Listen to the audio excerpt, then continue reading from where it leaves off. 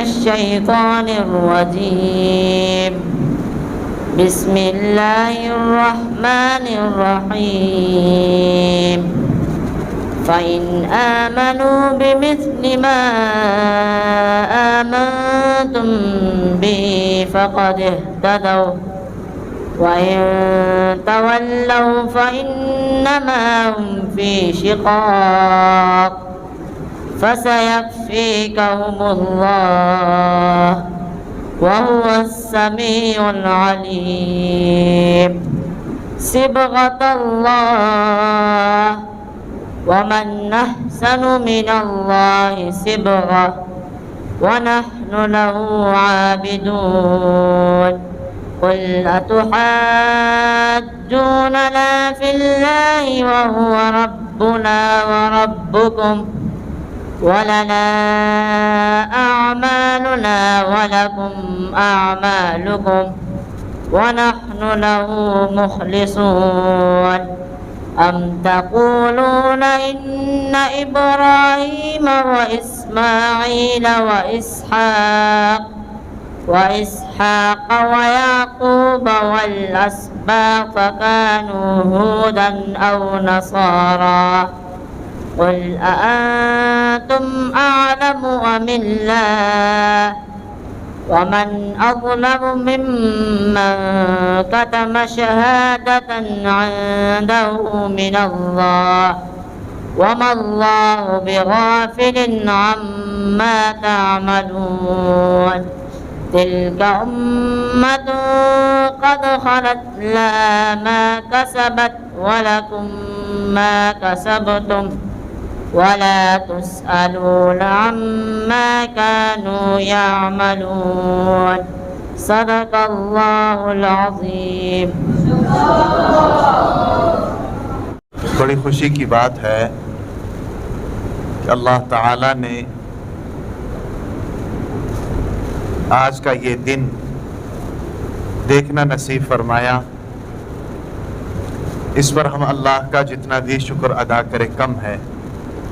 کسی نیک مجلس کا مل جانا، قرآن والی مجلس کا مل جانا، علماء کرام کے ساتھ بیٹھ جانا، یہ اللہ تعالیٰ کی ایک نعمت ہے جس سے ہم وقتاً فوقتاً لطف اندوز ہوتے رہتے ہیں. ہر ہفتے یا ایک ہفتہ چھوڑ کر دوسرا ہفتہ کوئی نہ کوئی ختم قرآن کا سلسلہ ہوتا ہے، تو اللہ تعالیٰ ہمیں توفیق دیتے ہیں کہ ہم بیٹھ جاتے ہیں. تو آج کا یہ ختم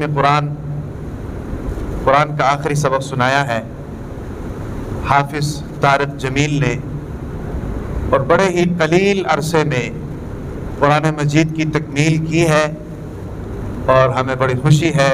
اللہ تعالیٰ اس قرآن مجید کو صحیح معنی میں پڑھنے، یاد کرنے اور اس پر عمل کرنے کی بھی اس کو اللہ تعالیٰ توفیق عطا فرمائے.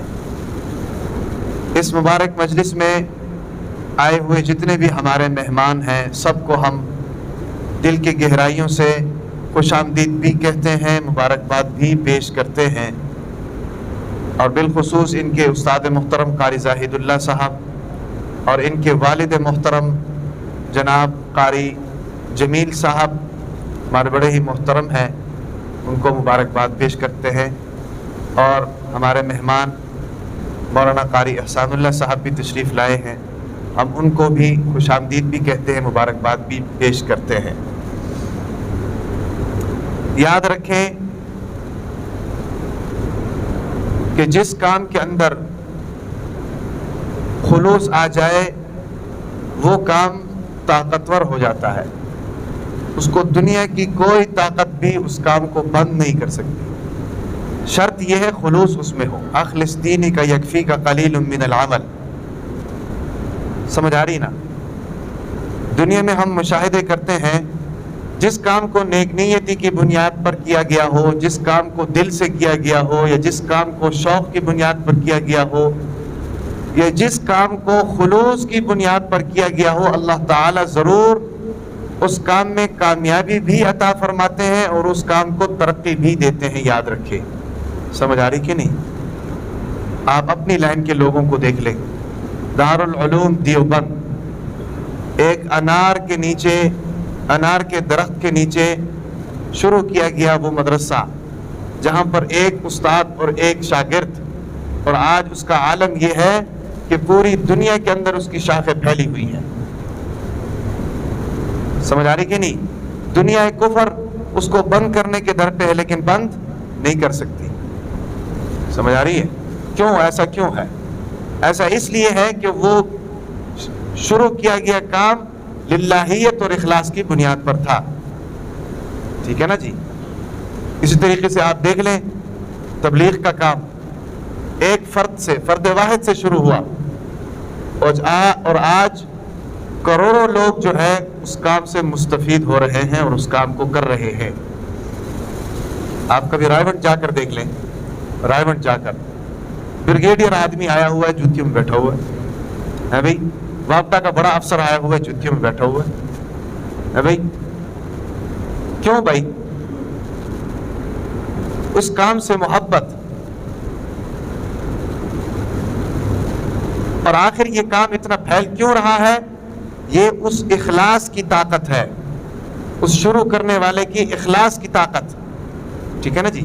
اور آپ چونکہ علماء ہو، قراء ہو، حفاظ ہو، آپ کے اندر 3 چیزوں کا ہونا انتہائی ضروری ہے، علم، عمل اور اخلاص۔ جب یہ 3 چیزیں آئیں گی نا جی تو وہ کام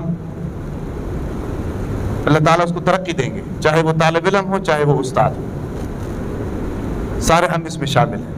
ان 3 چیزوں کا ہونا ہمارے لیے انتہائی ضروری ہے۔ سمجھ آ رہی ہے نا؟ تو میں یہ کہہ رہا تھا کہ ہم یہاں پر جو بیٹھے ہوئے ہیں نا جی، اگر ہمارے اندر اس کام کو لے کر اخلاص ہوگا تو اللہ تعالیٰ اس کام کو ترقی دیں گے۔ اگر ہمارے اندر اخلاص نہیں ہے نا، دکھاوا ہے، دنیا داری ہے، لالچ ہے بھی، حسد ہے، تو یہ کام یاد رکھیں اللہ تعالیٰ ہم سے نہیں لیں گے۔ اللہ تعالیٰ اور بھی بہت سے لوگ ہیں جن سے اللہ تعالیٰ یہ کام لے لیں گے، ہم سے لے رہے ہیں تو ہمیں قدر کرنی چاہیے۔ اور دوسری بات یہ ہے کہ اپنے ذہنوں کو مثبت کریں، ذہنوں کو منفی ذہن نکالیں، منفی ذہن نہیں ہونا چاہیے، مثبت ذہن ہونا چاہیے۔ مثبت ذہن کے ساتھ سوچیں، مثبت ذہن کے ساتھ کام کریں، ایک دوسرے کے ساتھ حسد نہ کریں، ایک دوسرے کے ساتھ لالچ نہ کریں۔ ٹھیک ہے نا جی؟ اگر آپ کے پاس ایک نعمت نہیں ہے نا جی، دوسرے کے پاس ہے، تو مولانا اشرف علی تھانوی رحمۃ اللہ علیہ فرماتے ہیں اس کے لیے دعا کیا کرو، اس کے لیے دعا کیا کرو، یا اللہ آپ نے یہ نعمت اس کو دی ہے، اس کی نعمت میں مزید برکت عطا فرما اور مجھے بھی وہ نعمت عطا فرما۔ اس سے ہوگا کیا فائدہ؟ فائدہ یہ ہوگا کہ ایک تو آپ کے دل سے حسد نکلے گی، دوسرا اللہ تعالیٰ آپ کو بھی وہ نعمت دیں گے۔ ٹھیک ہے نا جی؟ اس لیے یہ ہے، تو میں تو اکثر طلباء کو کہتا ہوں کہ یہ آپ کا جو ہے نا جی سنہری دور ہے، سنہری دور۔ اس سنہری دور میں آپ اللہ تعالیٰ سے ہر چیز لے سکتے ہیں۔ آپ کی تو دعائیں قبول ہی قبول ہیں، صرف آپ نے زبان ہلانی ہے بس۔ اور اکثر طلباء کرام کو میں دیکھتا بھی رہتا ہوں، الحمدللہ دعاؤں کا معمول ہے ان کا۔ تو بہرحال وقت زیادہ ہو جائے گا۔ یہ ہمارے حافظ طارق جمیل صاحب ہیں، بڑے قلیل عرصے میں انہوں نے قرآن مجید کو مکمل کیا ہے اور ہمیں بڑی خوشی ہے۔ اور ہر ایک کے اندر کوئی نہ کوئی کوالٹی ہوتی ہے نا، ہر طالب علم کے اندر، ہر اولاد کے اندر کوئی نہ کوئی کوالٹی ہوتی ہے بھائی۔ تو اس کے اندر کوالٹی یہ ہے کہ یہ ہسمکھ بچہ ہے، الحمدللہ اساتذہ کرام کی قدر کرتا ہے بھائی، دوست احباب کے ساتھ برتاؤ اس کا اچھا ہے، محنت کرتا ہے، یعنی کہ مطلب کیا ہے؟ دل صاف ہے۔ تو جب دل صاف ہوگا نا تو یہ قرآن صاف دل میں آتا ہے، یاد رکھیں یہ قرآن ہمیشہ صاف دل میں آتا ہے۔ جس کا دل گندا ہو، جس کی نظر خراب ہو، جس کی سوچ خراب ہو بھائی، جس کی سوچ منفی ہو، یاد رکھو کہ اللہ تعالیٰ اس سے دین کا کام نہیں لیں گے۔ یہ میرے بات ذہن میں رکھو، آپ نے دین کا کام کرنا ہے، آگے جا کر انسانیت کی خدمت کرنی ہے، قوم کی خدمت کرنی ہے، تو اس کے لیے یہ ضروری ہے کہ آپ اپنی سوچوں کو ٹھیک رکھیں، آپ اپنے نظریے کو ٹھیک رکھیں۔ یاد رکھو کہ جو آپ کی قسمت میں لکھا ہوا ہے وہ آپ کو مل کر رہے گا، وہ آپ سے کوئی نہیں چھین سکتا۔ لیکن جو آپ کی قسمت میں نہیں لکھا نا جی، وہ چاہے آپ جو مرضی کر لو آپ کو نہیں ملے گا۔ سمجھ آ رہی نا؟ قسمت کا فیصلہ اور تقدیر تو اللہ تعالیٰ نے انسان کے پیدائش سے پہلے لکھا ہے. سمجھ آ رہی؟ تو بلا وجہ کی لالچ اپنے دلوں کے اندر پالو گے نا، یاد رکھو یہ لالچ ایک ایسی بری چیز ہے نا. آپ سنتے نا لالچ بری بلا ہے. لالچ ایک ایسی چیز ہے کہ انسان کو یہ لالچ ایک جگہ ایک وقت ایسا آتا ہے کہ انسان کو دائرہ ایمان سے باہر نکال دیتا ہے. یہ لالچ سمجھ آ رہی نا. اور حسد اور تکبر اور غرور، شیطان کیوں باہر نکلا؟ اس لالچ کی بنیاد پر، اس حسد کی بنیاد پر. خلقنی من نار وخلقتہ من طین، میں اس کو کیسے سجدہ کروں؟ اس کو آپ نے مٹی سے بنایا ہے، مجھے آپ نے آگ سے بنایا ہے. آگ کی صفت اوپر جانے کی ہے، مٹی کی صفت نیچے رہنے کی ہے، میں بھلا کیسے سجدہ کروں؟ اس نے آدم کو دیکھا لیکن حکم کرنے والے اللہ کو نہیں دیکھا، تو اس کا نقصان کیا ہوا؟ اللہ تعالیٰ نے راندہ درگاہ کر دیا. یاد رکھو یہ دین بھی اسی طرح ہے. دین کے معاملے میں جب تکبر کرو گے، جب لالچ کرو گے، جب حسد کرو گے، سوچ کو منفی رکھو گے، تو اللہ تعالیٰ کو آپ کی ضرورت نہیں ہے. یہ بات ذہن میں رکھو. دین کا کام کرنے والے بہت ہیں. اللہ تعالیٰ نے قوم کو، کافر قوم کو مسلمان کیا اور اس سے دین کا کام لیا ہے. ہم تو پھر بھی مسلمان ہیں. سمجھ آ رہی کہ نہیں؟ یہ منگول جو تھے، منگول کافر تھے. اللہ تعالیٰ نے ان منگولوں کو ایمان نصیب کیا اور ان سے دین کا کام لیا. آپ کو پتا ہے؟ اس لیے یہ میرے ساری باتوں کا خلاصہ یہ ہے کہ آپ دین کا کام کر رہے ہو، دین کا علم. یاد رکھو یہ ایک انقلاب ہے. شاید ہمیں آج نظر نہیں آ رہا، لیکن کل کو یہ ایک انقلاب کی صورت میں ہمیں نظر آئے گا کہ جو پوری دنیا کے اندر اسلام کا نفاذ کرے گا انشاءاللہ. سوچ ایسی ہونی چاہیے، نظر اتنی وسیع ہونی چاہیے. ٹھیک ہے نا جی؟ پھر آپ سے اللہ تعالیٰ دین کا کام. آج ہماری سوچیں غلط ہے، سوچ غلط ہے. یہ محنت کیوں کر رہا ہے؟ اس کو محنت نہیں کرنا چاہیے. یہ کامیاب کیوں ہو رہا ہے؟ اس کو کامیابی، کیونکہ یہ باتیں اس لیے میں کروں نا، ہمارے طبقے میں یہ چیزیں ہوتی ہیں، ہمارے طبقے میں یہ چیزیں ہوتی ہیں، اس لیے ہم لوگ آگے نہیں جا سکتے. سمجھ آ رہی نا؟ اس لیے دنیا ہمیں قبول نہیں کرتی ہے. یہ محنت کیوں کر رہا ہے؟ اس کو سبق کیوں یاد ہو رہا ہے؟ مجھے یاد کیوں نہیں ہو رہا؟ لہٰذا مجھے یاد نہیں ہو رہا تو اس کو بھی نہیں کرنے دینا. اس کے تعلق استاد کے ساتھ کیوں اچھے ہیں؟ استاد اس کو کیوں فیور دیتا ہے؟ بھائی جو طالب علم لائق ہوتا ہے استاد اس کو فیور دیتا ہے. جو اولاد ماں باپ کا کہنا مانتی ہے، ماں باپ اس کو فیور دیتے ہیں. ماں باپ کے لیے تو ساری اولاد برابر ہیں، لیکن بعض بچے ایسے ہوتے ہیں جو ماں باپ کے فرما بردار ہوتے ہیں، ان کا کہنا مانتے ہیں، ان کے تقاضوں کے مطابق، ان کی خواہشات اور امنگوں کے مطابق وہ کام کر کے دکھاتے ہیں. تو یہ تو دل تو کسی کے قبضے میں نہیں ہے نا جی، دل تو اللہ کے قبضے میں، جس کی طرف اللہ تعالیٰ اس کا جھکاؤ کر دیں. سمجھ آ رہی؟ تو بہرحال آخر میں ایک مرتبہ پھر میں قاری ثانیہ اللہ صاحب یہاں تشریف لائے ہوئے، یہ بھی آپ سے دو چار باتیں کریں گے اور آخری دعا بھی یہی فرمائیں گے. تو میں بس آخر میں یہی کہنا چاہتا ہوں کہ اللہ تعالیٰ جو ہے اس کو، بچے کو قرآن مجید پر اس کو یاد بھی کرنے اور اس پر عمل کرنے اور دین کی خدمت کرنے کی توفیق عطا فرمائے. اور میں اپنی طرف سے تمام جتنے بھی مہمان یہاں پر تشریف لائے ہوئے ہیں سب کو خوش آمدید بھی کہتا ہوں اور سب کو مبارکباد بھی پیش کرتا ہوں. اللہ تعالیٰ عمل کی بھی توفیق عطا فرمائے. جس بچے نے قرآن پاک حفظ مکمل کیا ہے، اس کو اس کے اساتذہ کرام، ادارے والے، ان کے والدین اور جتنے لوگوں کی بھی اس میں جد و جہد، محنت، کوشش کاوش ہے، سبھی مبارکباد کے لائق ہیں. اللہ سبھی کو اجر عظیم عطا فرمائے گا. یہ بات یقینی ہے، کیونکہ نبی کریم صلی اللہ علیہ وسلم کا پاک فرمان الدال علی الخیر کفاعلہ، جو نیکی پر لگانے والا ہے اس کو اجر اتنا ہی ملے گا جتنا نیکی کرنے والے کو اجر ملے گا. تو یقینی بات ہے اس بچے نے حفظ کیا، اس کی محنت شامل ہے، استاد کی محنت شامل ہے، والدہ کی محنت شامل ہے، والد کی ہے، جنہوں نے اس ادارے کو بنایا ان کی محنت ہے. بانی یہ ادارہ قاری عبدالغفار صاحب رحمہ اللہ، ان کو یہ ثواب پہنچ رہا ہے. ان کے فرزند ارجمن ہمارے محترم بھائی مولانا عبید الرحمن فیض صاحب، جنہوں نے یہ سلسلہ بنایا ہے، اللہ ان سب کو اجر عظیم عطا فرما اور اپنی رحمتوں سے مالا مال فرما دے. اور یقینی بات ہے اس قرآن سے بڑھ کر کوئی کتاب ہے نہیں، اور جو اس کو پڑھنے والے ہیں ان سے بہتر ہے کوئی نہیں، جو اس کو پڑھانے والے ہیں ان سے بہتر کوئی نہیں، جو سمجھانے والے ہیں ان سے بہتر کوئی نہیں. تو جو عمل کرنے والا ہے اس سے بہتر کوئی نہیں.